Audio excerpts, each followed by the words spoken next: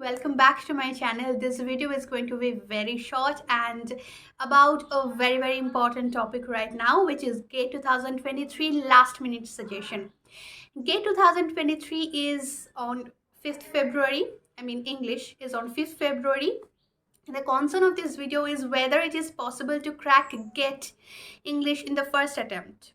Yes, obviously it's possible because we will assume that those who are appearing for GATE 2023 are also appearing for NET and SET. They're already preparing for NET and SET.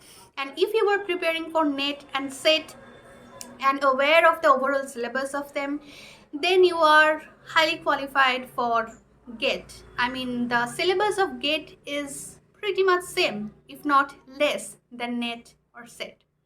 Number two is for GATE, you have to follow a certain strategies. The time frame of GATE, it's 3 hours, but the number of questions is less than NET or SET. There are only 65 questions, and for NET or SET, you get 150 questions. So that is also a plus point for you and should work as a boost for you all to crack this exam.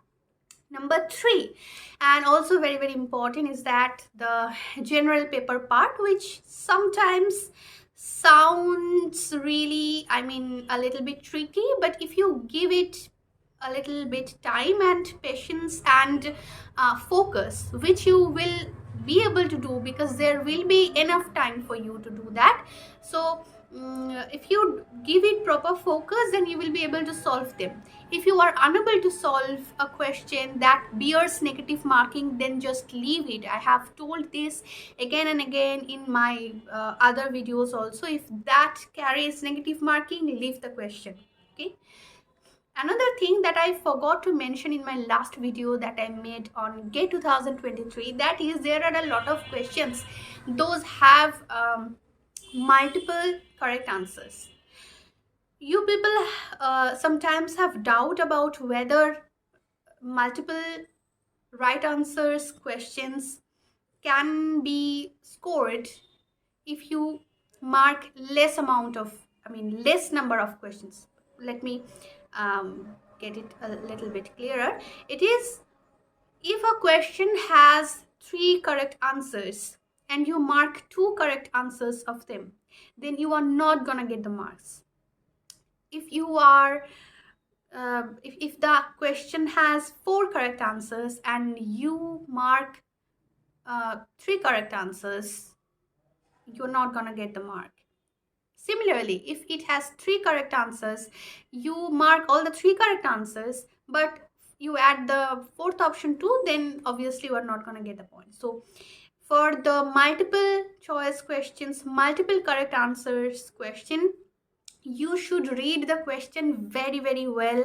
And I have mentioned this in my last video also. In the reading comprehension, it looks very easy, very simple, but most of the students lose marks in the reading comprehension portion more than they do that in the mathematical portion.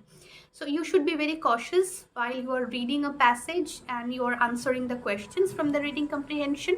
For the mathematical part, if you are 100% sure, only then mark it. For the negative marking questions, please be very cautious. And it's no issue if you are skipping questions that you are not confident about. No issue in that.